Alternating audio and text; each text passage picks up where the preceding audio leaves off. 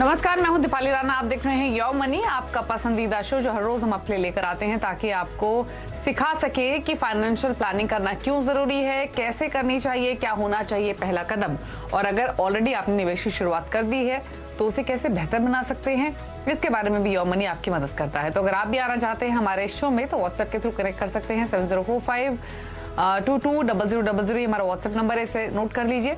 साथ ही Facebook Twitter पर ये शो लाइव भी जा रहा है, आप देख भी सकते हैं शो को सोशल मीडिया प्लेटफॉर्म्स के जरिए और अपने सवाल भी पोस्ट कर सकते हैं। हम अगले एपिसोड में आपकी क्वेरीज को शामिल करेंगे। आज हमारे साथ फिनफिक्स रिसर्च की फाउंडर प्रबलीन बाजपेयी मौजूद है। प्रबलीन नमस्कार, स्वागत है आपका।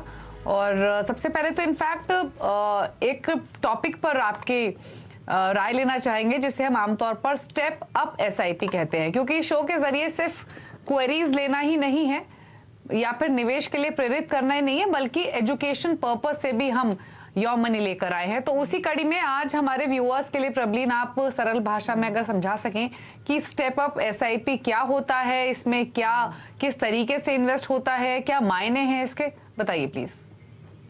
नमस्कार दीपाली। बिल्कुल, आई थिंक एसआईपी जो एज अ कॉन्सेप्ट है वो अब सारे निवेशक जान गए हैं कि एक मंथली आपको इन्वेस्टमेंट करनी चाहिए, चाहे स्टॉक मार्केट्स में जा रहा हो चाहे डेट फंड्स में जा रहा हो।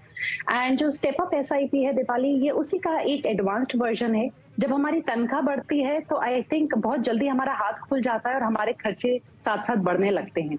सो जो स्टेप अप एसआईपी है वो एक जरिया है जिसके माध्यम से हम अपनी जो मंथली एसआईपी है उसको एक प्री डिटर्मिन्ड या तो परसेंटेज पे या प्री डिटर्मिन्ड अमाउंट से बढ़ा सकते हैं, एक रेगुलर इंटरवल पे जो हम प्री डिसाइड करते हैं। हर साल हमारे को बोनस मिलता है, कई बार कुछ इंक्रीमेंट होती है सैलरीज में। गवर्नमेंट एम्प्लॉइज में देखिए तो आपको डीए मिलता है। तो जैसे आपकी इनकम बढ़ती है, आपका जो परसेंटेज ऑफ खर्चे हैं वो भी कहीं ना कहीं बढ़ने लग जाते हैं। इसलिए स्टेप अप एसआईपी एक बहुत अच्छा जरिया है जिसके तरीके से आप अपनी इनकम के साथ साथ अपनी इन्वेस्टमेंट्स को अलाइन कर सकते हैं ताकि वो साथ में बढ़े। और ये एक छोटा जो डिफरेंस है जो आप एक मंथली बेसिस पे ला सकते हैं अपनी इन्वेस्टमेंट को बढ़ा के, ये आगे चल के दीपाली एक बहुत सब्सटैंशियल डिफरेंस लाता है। और इसका मैं एक आपको एग्जांपल देती हूँ।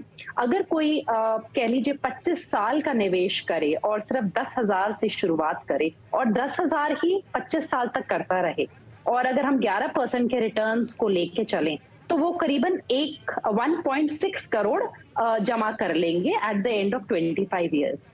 जबकि अगर वही निवेशक अपना जो एक इन्वेस्टमेंट है उसको 10% से बढ़ाएं, यानी कि पहले साल उनकी एसआईपी 10,000 जाती रहे, उसके अगले साल उनकी एसआईपी है वो 11,000 जाए हर महीने, उसके बाद 12,000, तो उसका जो फाइनल अमाउंट है जो क्रिएट होगा वो 4.3 करोड़ होगा, यानी कि 2.5 गुना से ज्यादा। और जो उनकी शुरुआत एक 10,000 की एसआईपी से हुई होगी, 25 साल बाद वो 35,000 पे पहुंचेगी। एंड इस टाइप का ऑफ कोर्स उनकी इनकम में भी बढ़ोतरी हुई होगी।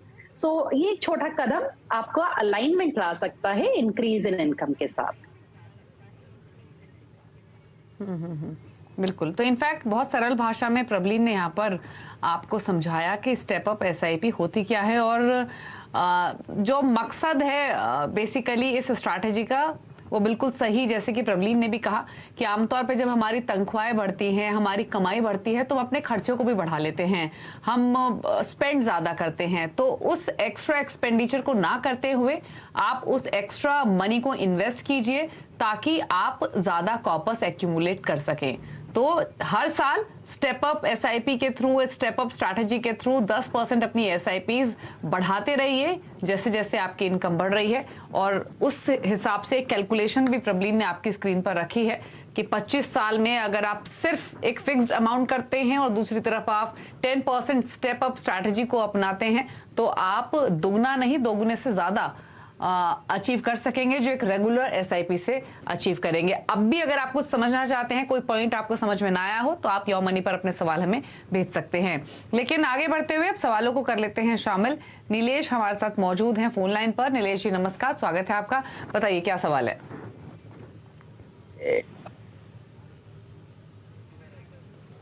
नीलेश अपना सवाल पूछिए प्लीज। जी मेरे पास कुछ 5 SIPs है जो मैंने आपको दिए नाम उनके, अभी मुझे ये जानना है कि मैं वही मुझे कंटिन्यू करना है या फिर कुछ मैं उसमें से स्विच करूं, और मुझे और 2 नए एसआईपी चाहिए। यानी आप जो एग्जिस्टिंग 18,000 की एसआईपी है इसमें 10,000 की एसआईपी और ऐड करना चाहते हैं? जी जी, और ऐड करना चाहता हूँ। और मैं सोच रहा हूँ कि जो कोटक फ्लेक्सी कैप है उससे मूव होके कोटक इमर्जिंग इक्विटी फंड में प्लान कर रहा हूँ, तो वहां पे भी मुझे थोड़ा आपका सजेशन चाहिए। एक चीज और बताइए, ये पोर्टफोलियो आपका कितना पुराना है? कब से आप कर रहे हैं एसआईपीस? 4 साल से कर रहा हूँ मैं।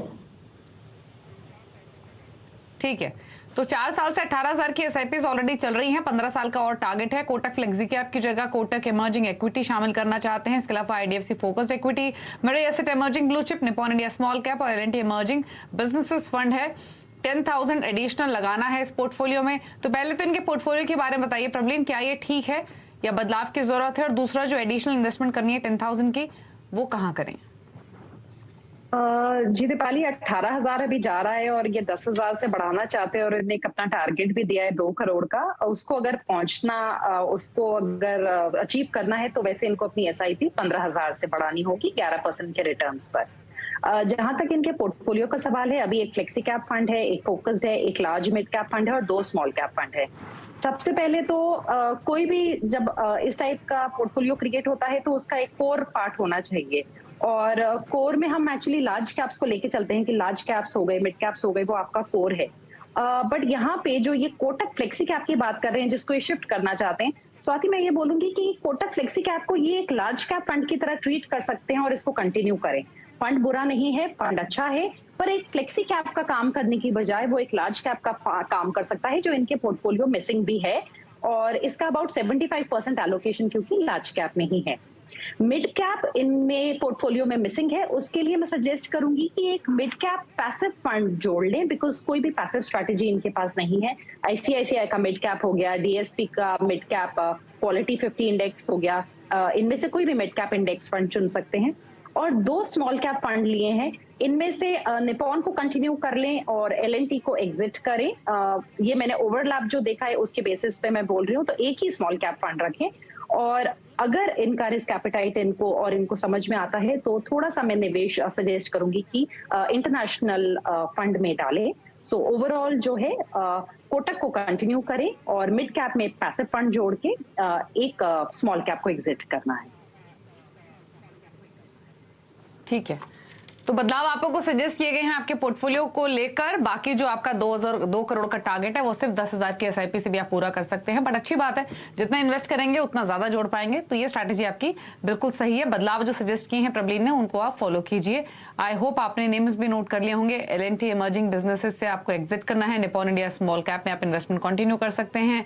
कोटक फ्लेक्सी कैप पोर्टफोलियो में आपके एक लार्ज कैप फंड की तरह काम करेगा। चलिए सुमित रावत से आप बात करते हैं, देहरादून से हमारे साथ हैं फोन लाइन पर। सुमित, गुड इवनिंग, बताइए अपना सवाल।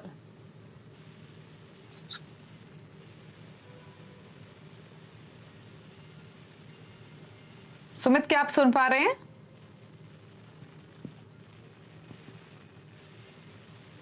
चलिए, इनसे बातचीत नहीं हो पा रही, मैं सवाल इनका रख देती हूँ प्रबलीन आपके सामने। 35 साल इनकी उम्र है, मंथली इनकम है 75,000। इनके टारगेट हैं 20 इयर्स में डॉटर की शादी और पढ़ाई के लिए 1 करोड़ और 25 साल बाद रिटायरमेंट के वक्त 3 करोड़। 4 महीने पहले इन्होंने एसआईपीस की हैं, जिसमें कैनरा रोबो को blue chip 2,500, PGI India mid cap opportunity 2,500, ICICI Prudential Nasdaq 100 index fund में भी 2,500 है। इसके अलावा Axis multi cap, Tata ethical और एचडीएफसी इंडेक्स, यहाँ भी 2,500 की एसआईपीस है। तो टोटल एसआईपी इनकी 15,000 के आसपास की हैं। तो बताइए क्या बदलाव करने हैं पोर्टफोलियो में और इनके गोल्स पर आपकी राय? दोनों गोल्स इनके काफी लंबे समय के हैं दीपाली, 20 साल में चाहिए और